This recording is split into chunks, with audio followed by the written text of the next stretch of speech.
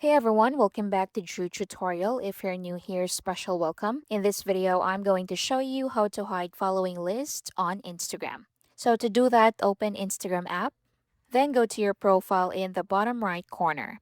Next, tap the menu in the top right, which is the three lines. Then it will take you to settings and activity. Now once you're here, scroll down until you see account privacy, then tap on it.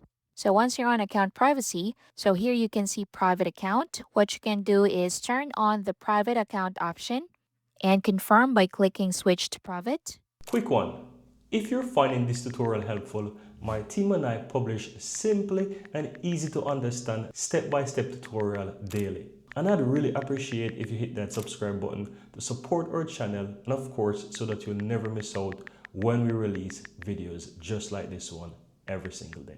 Now let's continue. So you can read all these information about what it is, what it can do, etc. So you can review your followers. So once your account is private, people who aren't approved followers won't be able to view your following list. And that's how you can limit who can see your following list on Instagram. Thank you for watching. Please like and subscribe.